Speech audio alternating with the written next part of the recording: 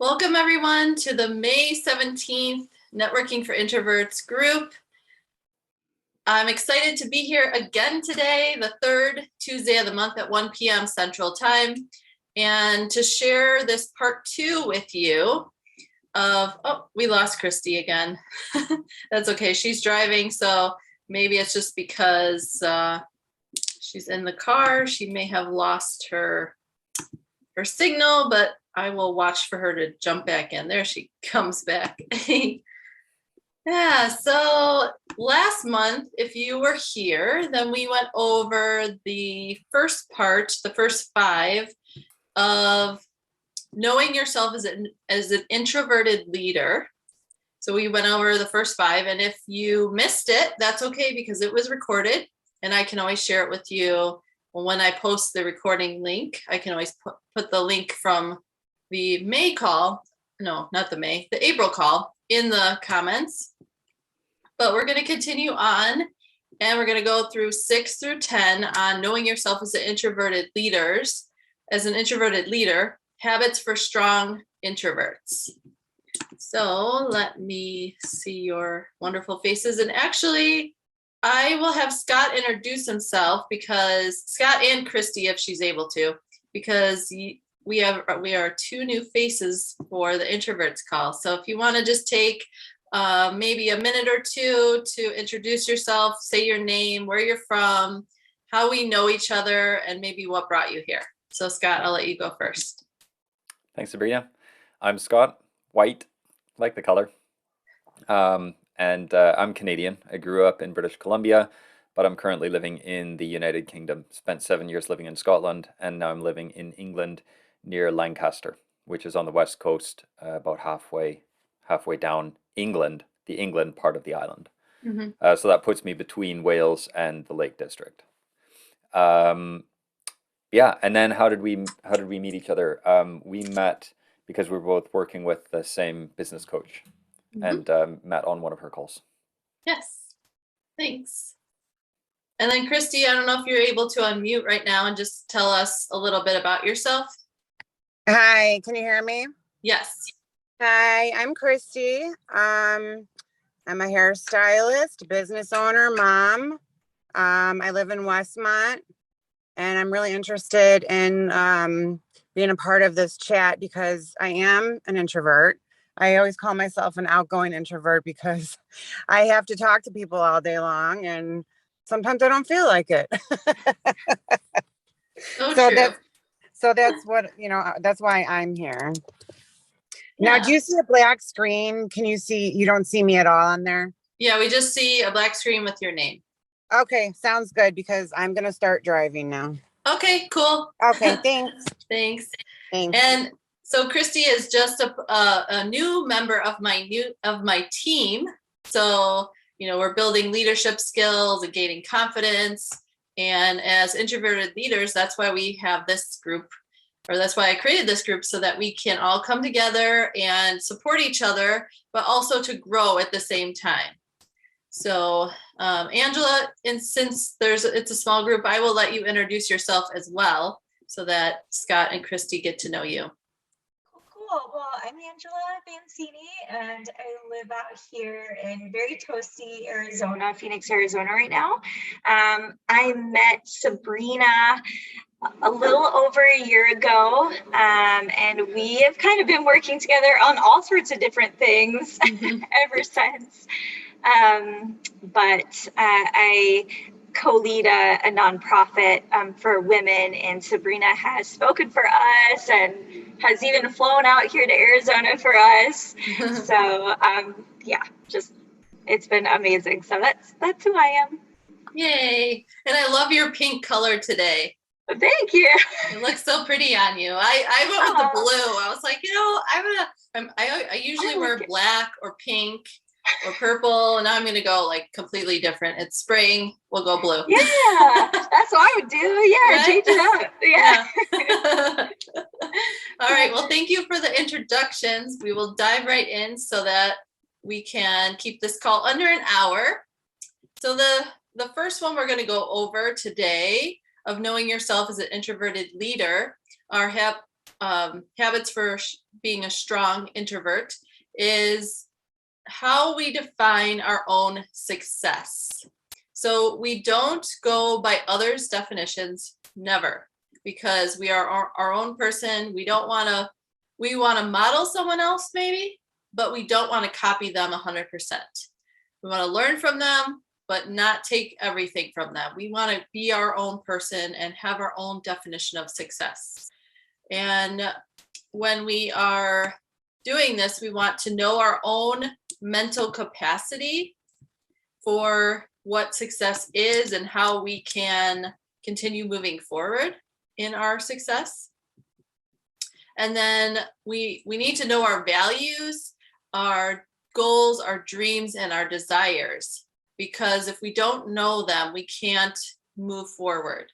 And I think this is probably where I struggle a little bit, is always sticking to my own values, because like I was just saying, our definition of success is our own. We can't copy someone else's. It's the same thing with values, goals, and dreams. We can admire someone and we can say, okay, those are some steps that I want to take to get there, but we have to create our own path and really follow what our values are. Welcome, Victoria.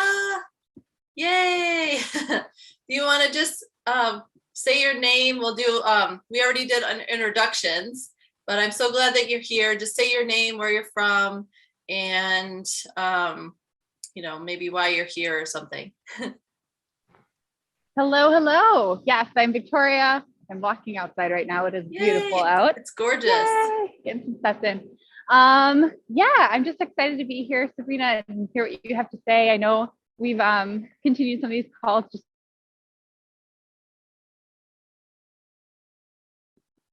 to learn on these calls. So I'm just excited to be here and keep learning.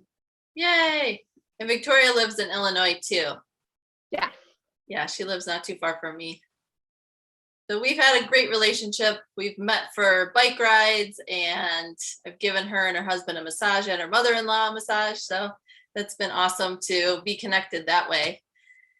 So let's continue on to actually, before I move on to the next point, I want to hear your definition of success. And it doesn't have to be a set in stone definition of success. It could be something that is in the process or in the works. But I would love to get your feedback on your definition of success. So we'll start with Scott. My definition of success, I guess, would be living the life that I want to live in submission to God. So good. Thank you. Angela?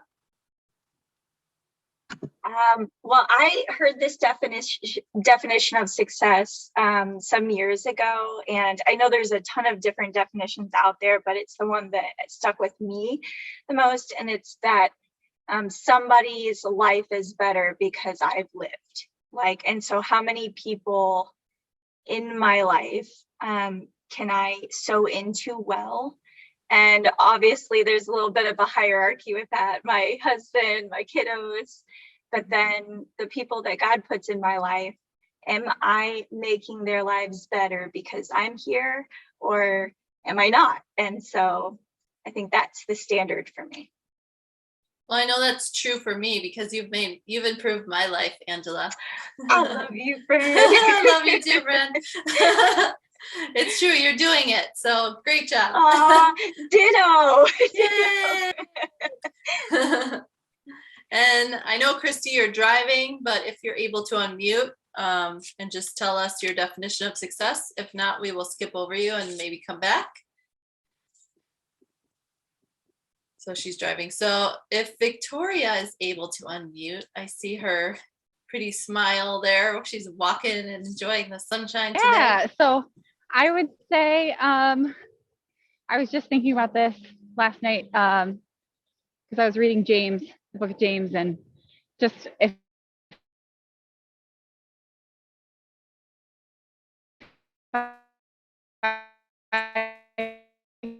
Hey, you're cutting out, Victoria.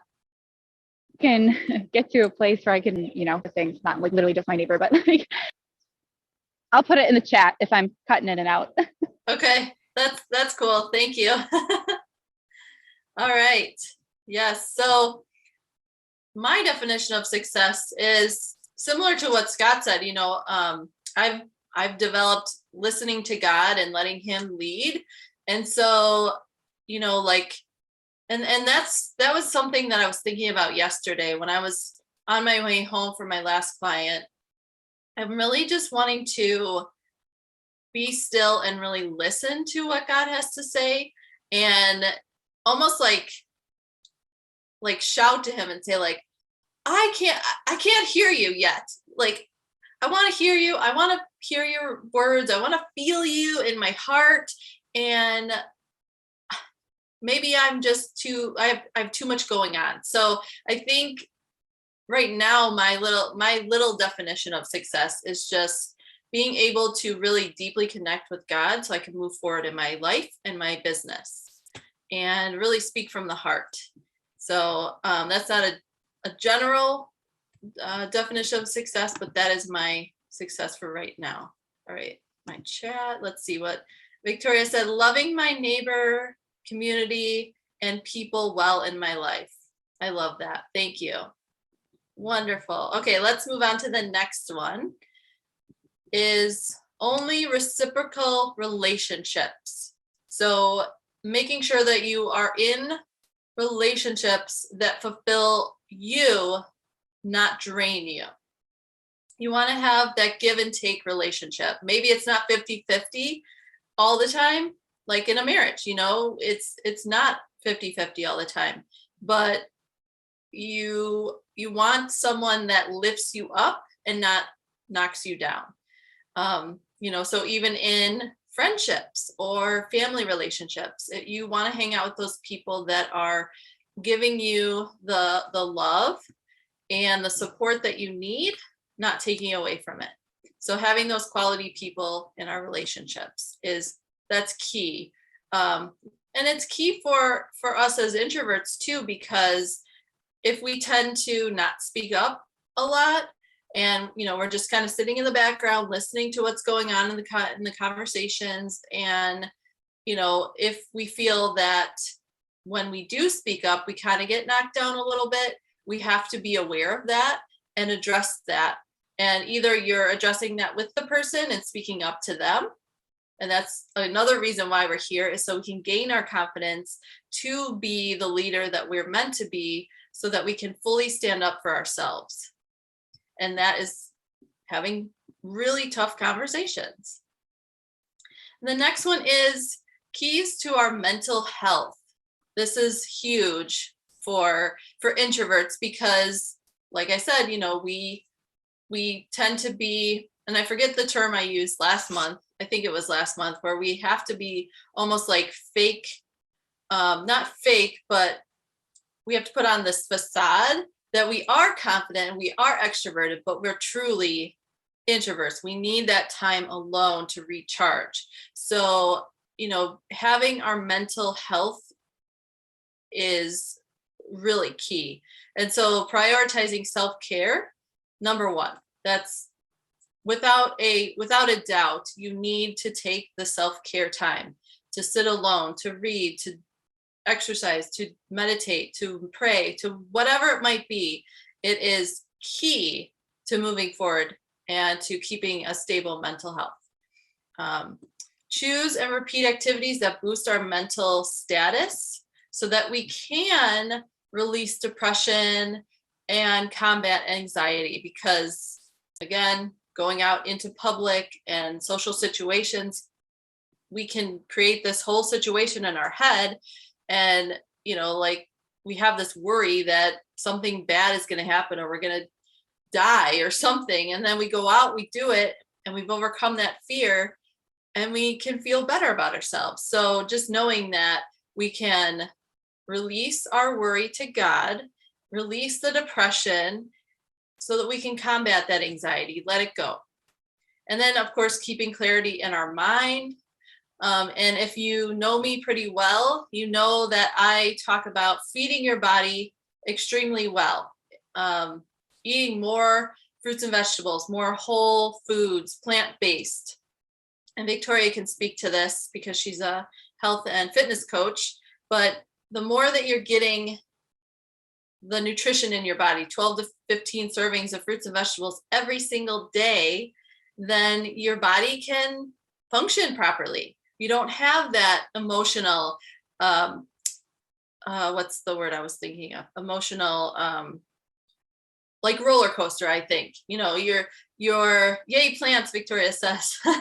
So you're not upset so quickly when someone says something hurtful. You're able to say, oh, that was hurtful, but I'm not going to freak out or go into a depression or hide because of it. It's just like, okay, I'm going to take that on and be like, okay, that must be their issue. Maybe they need to work on their mental health or their emotions, or maybe they need to feed their body what they're lacking and get the plants that they need. So when you are feeding your body what it needs, you have good mental health and you're able to just move through life so much easier. And that goes along with the next point, which is exercise moves energy within the body. So when you are trying to mentally overcome things, you want to move your body. This allows you to let them process through your body, through the blood, through the bones, through the muscles. And then if it's not serving you, you let it go. Let it go. It's not serving you anymore. So I like this one. Another one that I love and is when you do move your body, find something that not always makes you, pick something up and find your own strength, but be impressed with what your body's ability, or sorry, what your body is able to do. I think that's how I was trying to word it. So for me, and this, I haven't taken classes in over a year, which makes me sad, but I take pole dancing for fitness classes, or I did for a very long time. And what was very empowering to me is what my body could actually do in those classes. And so it was almost addicting. It was like, oh, I can't wait to go back to class because, I learned this move. I couldn't quite get it today, but next week I know I'll get it, or I know I'll be this much closer. And then my body would do it and I'd just be like, oh my God, like I'm so impressed with what my body can do. And so, that's just my example, but for someone that is a weightlifter, or they run, or they walk long distances, or swim, or bike, or whatever it might be, challenging yourself to go farther, to lift stronger, to whatever it might be, but just impressing yourself with your own strength can really help you to gain your confidence.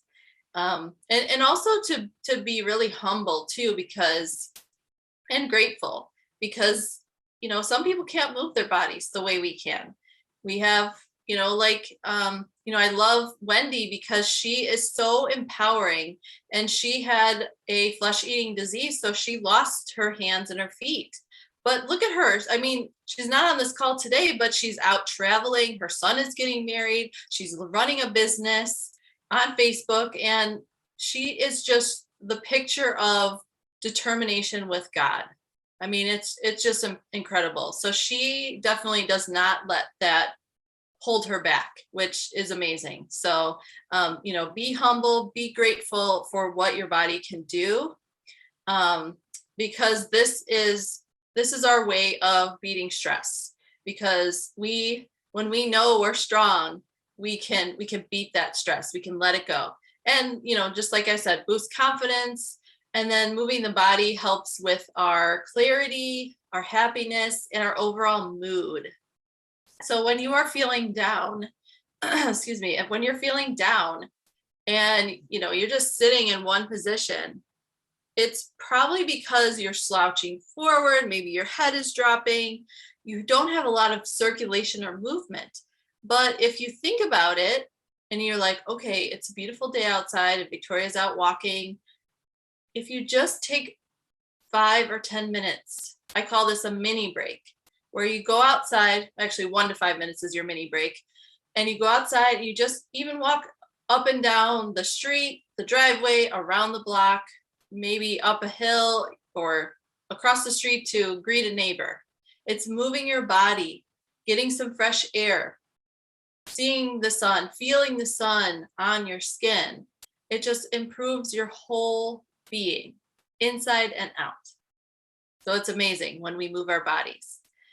And then the last one, and then I will get a little bit of your feedback, is be leaders of ourselves. So we are in control of what happens inside of ourselves, not outside of ourselves. What is going on in the world with the politics and, the virus and just daily stress and wear and tear. We can't control those things. We can only control the information that we read or watch or listen to. So if it's not serving you, if it's something negative or that's hurting your heart or your head, turn it off.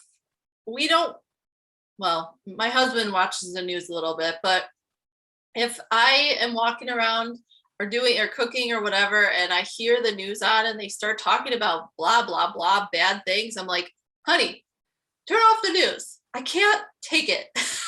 And he's like, yeah, why am I watching this? He's probably not even paying attention because he's probably playing his game on his phone.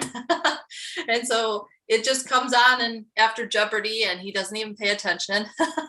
So, making sure that we're controlling the information that's coming in, that we process in our body, in our muscles, in our tissue.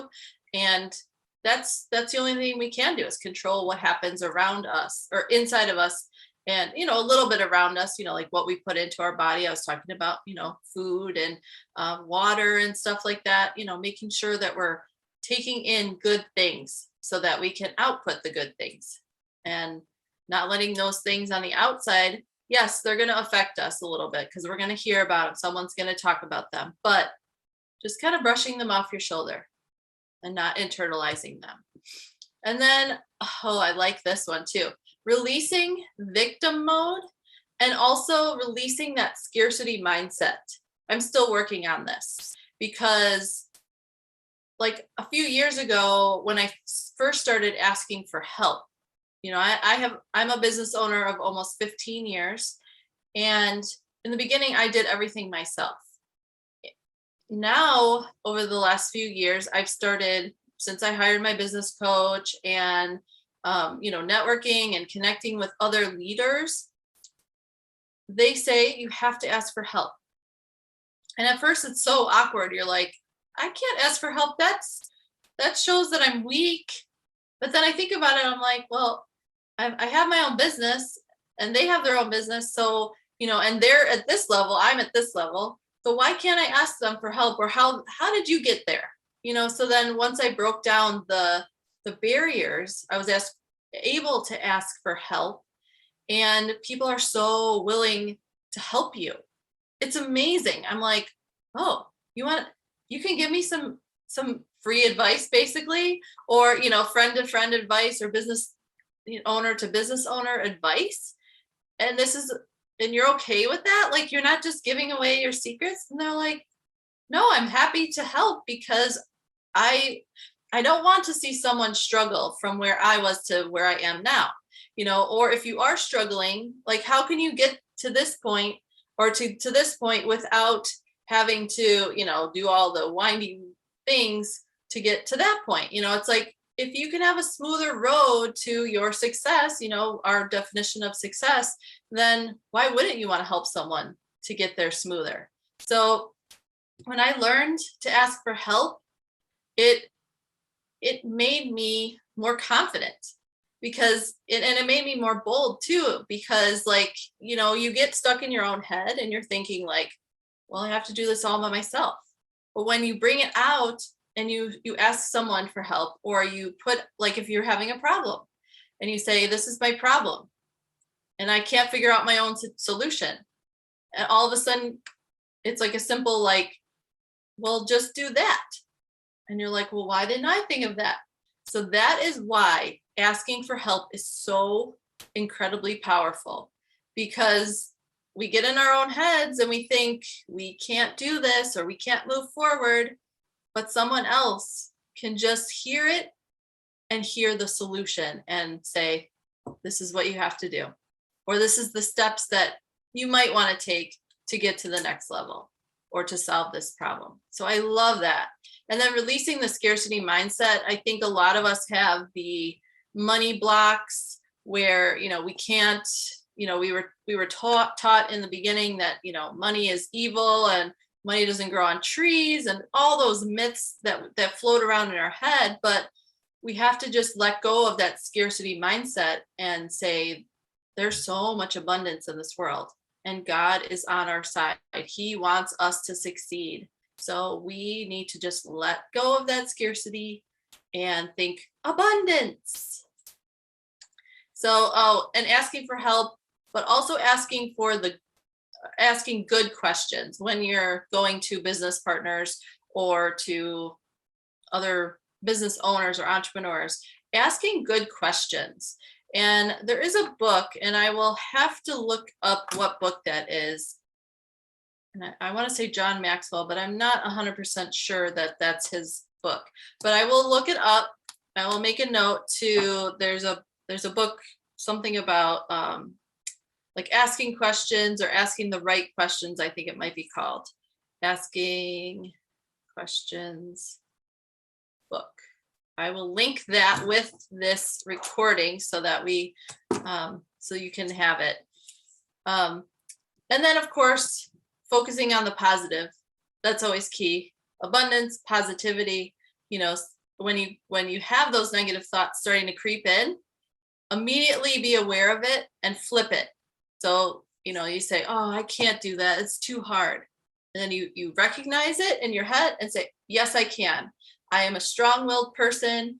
God is on my side, whatever it might be, and just change it immediately. The minute you recognize that negativity creeping in or those horrible thoughts, you just, like a snap, flip it and change it to the positive and start speaking to yourself really well.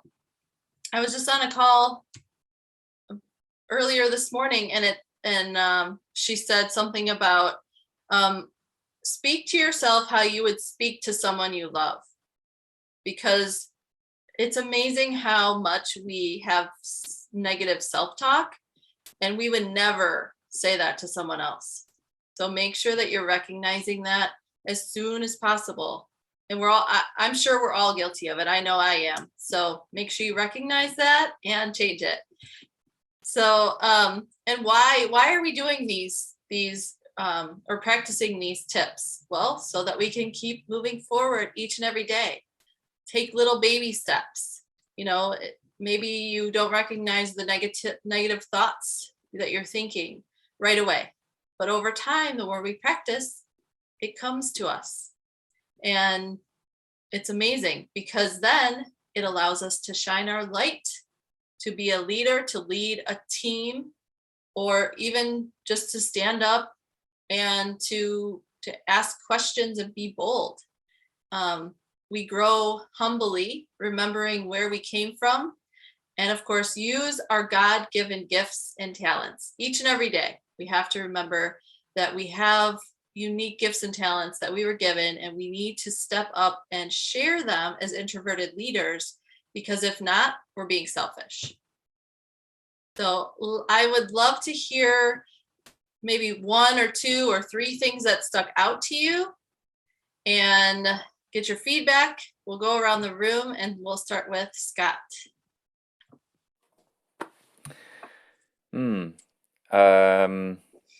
Yeah, I've taken a bunch of notes. I really appreciate what you've been saying, and there's a lot of gold in there. I'll probably have to mine for it a little bit more, but yeah, modeling, not copying success, that stands out to me. I've got a note beside that to revisit that for myself. But then also the idea of only reciprocal relationships, and what catches my interest with that particularly is that I will very happily give lots of help, but I almost never ask for help. I'll buy help, but I won't ask for help, Hmm. right? Yeah.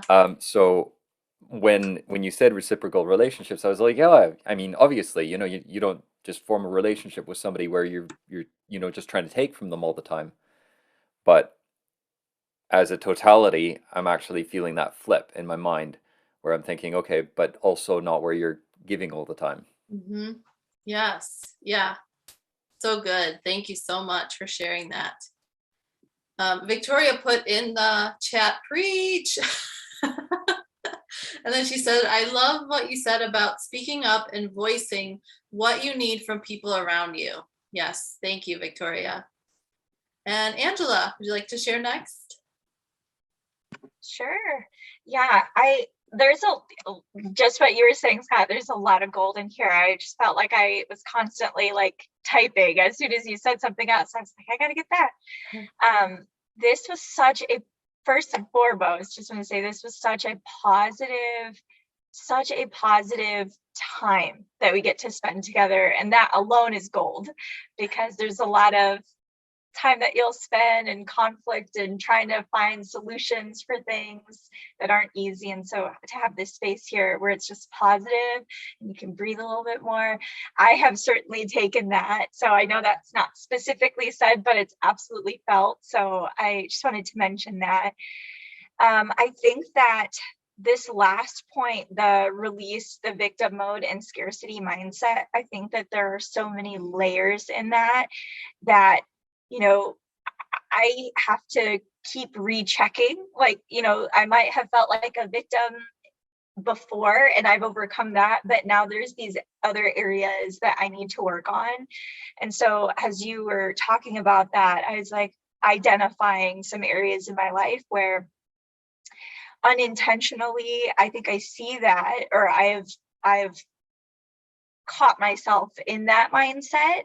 Mm-hmm. And so just hearing about it and pondering it as you're speaking has been very eye-opening to some of these things. And even like with the exercise portion, like seeing what your body can do, and like just, I can run 2 more houses. That this was my cap yesterday before I was like on the ground, but I could get a few more.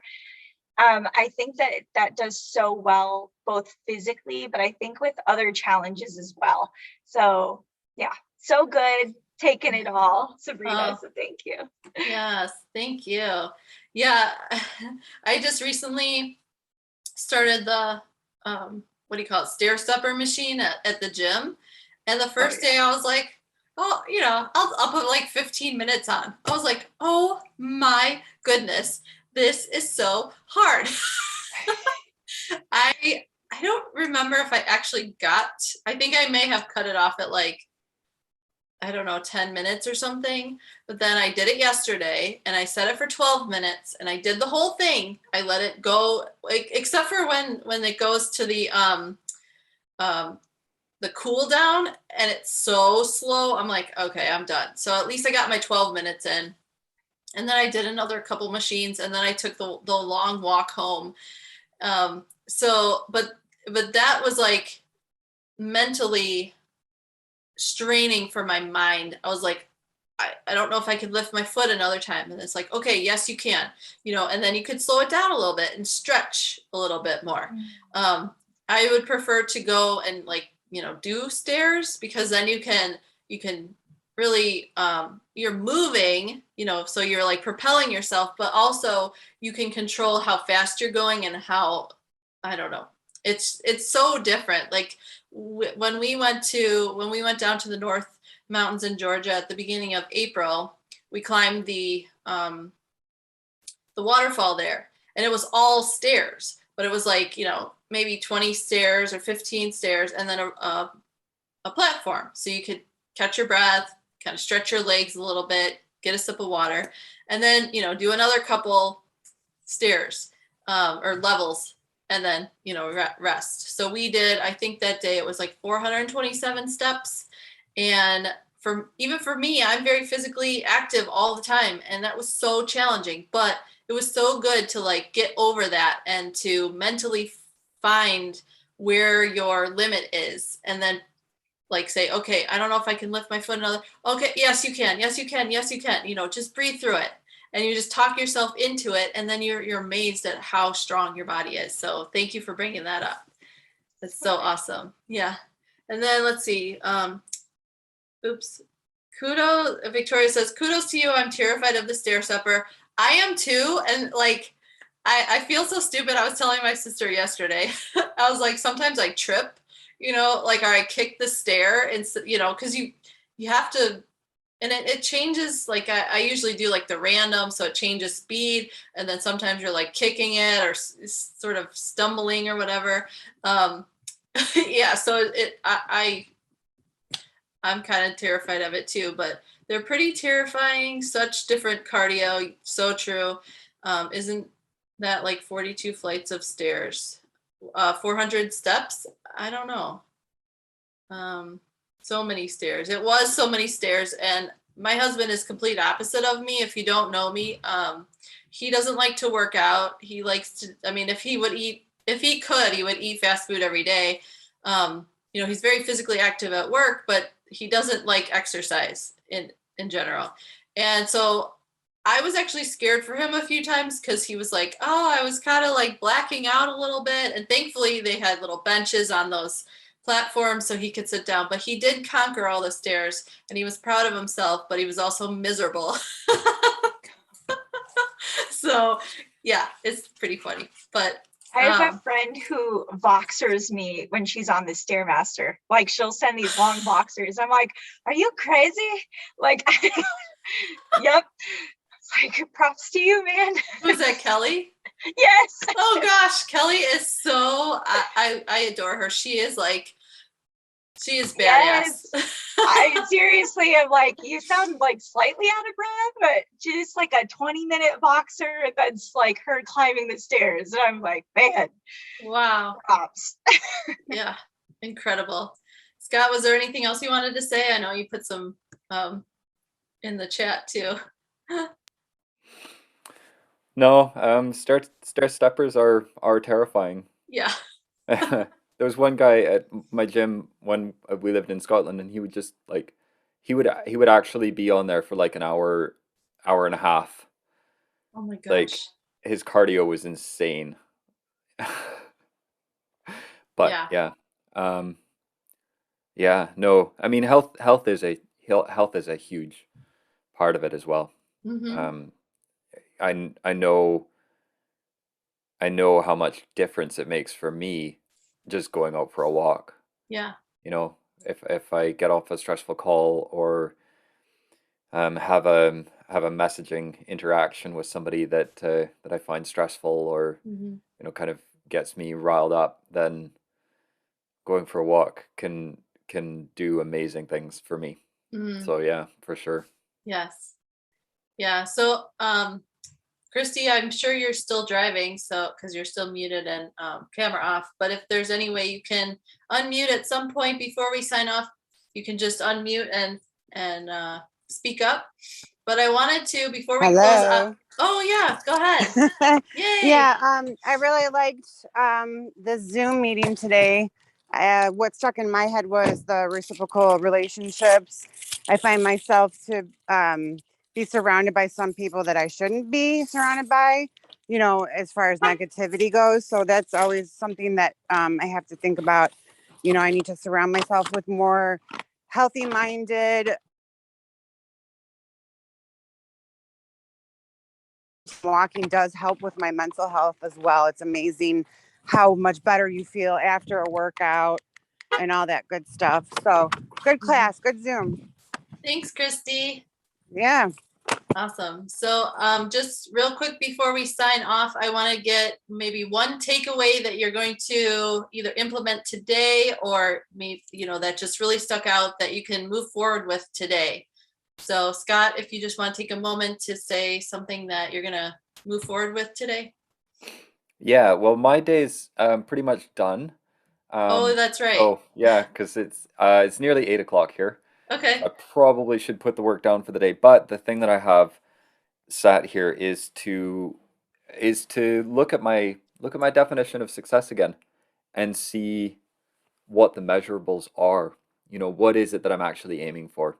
So that's a takeaway for me, and I think that's going to be important for the next stretch of time here for me. Wonderful. Well, you can start thinking about that tomorrow. Just put it to rest tonight and think about it tomorrow. Thank you. Angela?